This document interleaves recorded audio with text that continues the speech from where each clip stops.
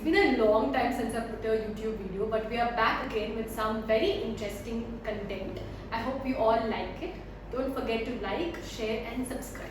The theme for today's video is about anxiousness, something that we all go through on a regular basis. So you might have a lot of questions. So what our team has done is, we have collected 5 questions which most of you have in your mind, and today I'm going to answer those questions from a counselor's point of view. So the first question we all had is how to stay calm, or just a pro tip for students attending exam or interviews. Yeah.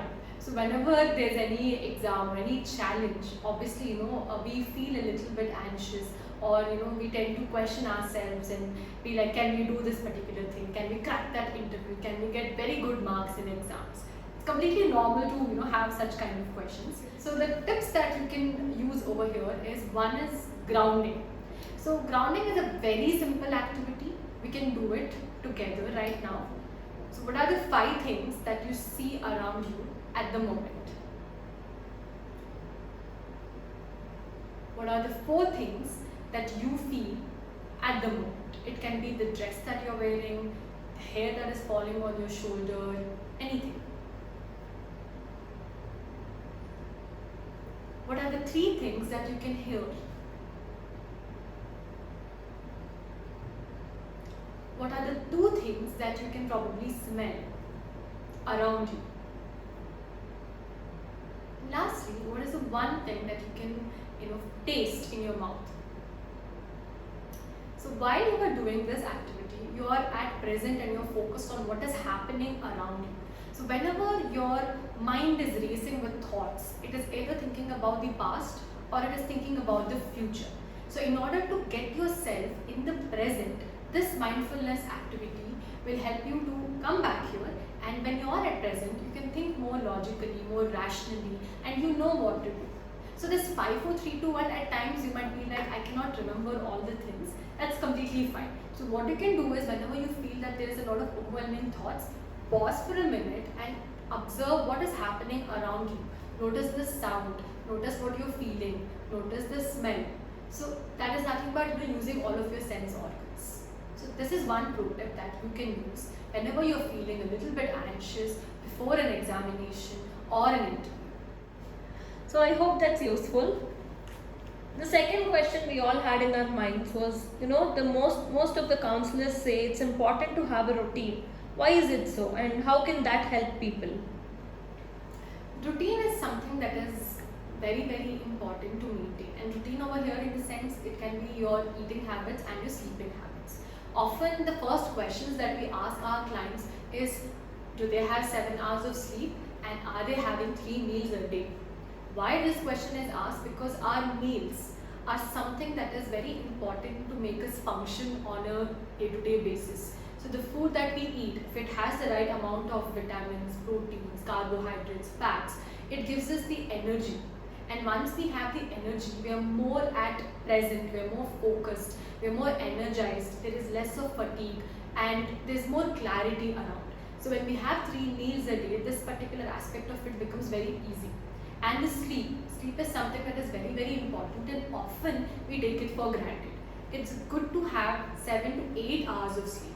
So this sleep is very important, because while we are sleeping, there's a lot of reworking of our tissues that takes place. So a lot of repairing work, and the resting that is required for the body parts is being done while we sleep.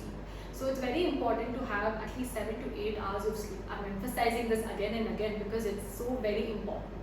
And if you have a good sleep, again, you have better concentration, attention, focus, and you're more energized for the day. You feel more motivated to do things. Suppose you get up in the morning thinking that, I have not had a good sleep, or my sleep was not enough. The entire day can be a bit lethargic and you might feel less productive. So it's good to have this, 7 hours of sleep and good eating habits. So when you alter this, so many other things around you gets better. Do try it out. Thank you. So the third question is, there are few days where we don't feel our best, we feel really low, and how do you think we can cope up on those days when we don't know the reason why we are sad? Yes, that's a very common thing that most of us face. Even I have faced this particular thing. When I come to work and there are times I feel like my mood is very low. It's completely natural. It's the cycle of our emotions. There are days where we feel very happy. There are days where we feel very low. There are days where we feel very fearful about something and we don't even know why are we afraid of that thing. So that's completely natural. So the things that you can do is, one, the grounding activity that I taught you all. That is something that you can try so that you're more at present and you're focused. The second thing that you can do is give yourself that space. It's okay to feel that particular manner. You don't have to constantly question yourself as to why is this happening to you.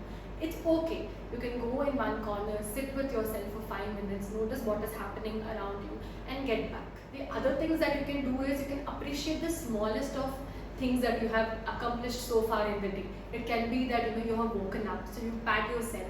It might be that even though you're feeling this low, you have come and spoken to like 2 to 3 people. You can appreciate yourself, give yourself that small rewards. Then you can do the things that you love to do. Suppose you like to write, then you can write. If you like to talk to somebody, then please go and talk to them. If you're feeling very low and you feel that if you talk to somebody that is close to you, that is your support group, you can go and reach out to them. Maybe you might feel a little bit better after talking to them. So these are multiple different ways in which you can regenerate yourself. And if at all you have an opportunity, please do take a power nap as well. I hope that helps. So the next question is, what kind of lifestyle changes helps in reducing the symptoms of anxiousness? Very interesting question. So the symptoms of anxiousness, I would say that please go to a psychiatrist and get diagnosed. Don't just Google these symptoms and feel that you have anxiety or label yourself as somebody who has anxiety or depression. So it's always good to consult a doctor and not be the doctor to yourself. So how you can reduce the symptoms of anxiety by changing your lifestyle is, one, you can have a routine, like how we were talking about the good sleep cycle and good eating habits. That is something that you can incorporate. Second thing is you can exercise, because when you are exercising, there are a lot of feel-good hormones that is released. So when those are released, you feel very energized and motivated, and the excess of energy that you possess within you, it also gets a proper outlet or a release. Then you can go on walks, you can talk to your support group, make sure that you have a conversation with them at least once or twice in a day so that you feel good. You can practice grounding and mindfulness, because this really helps you to be in the present. Anxiety is basically thinking about the past or thinking about the future. So when you are at present, you're not worrying about what is the worst thing that can possibly happen or what is the worst thing that has already happened. So when you are at present, you're focusing on the things around you. So practicing the groundingness and mindfulness is something that can really help you to reduce the symptoms of anxiousness.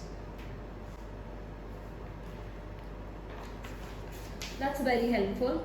So the last question that we had in our mind to ask a psychologist is, how does anxiousness present itself physically? Okay. So the root cause of anxiousness can be multiple reasons. So one, it can be because of our childhood. It can be the people around us that we see, or it can be because of certain incidences or situations that has happened that makes us feel anxious.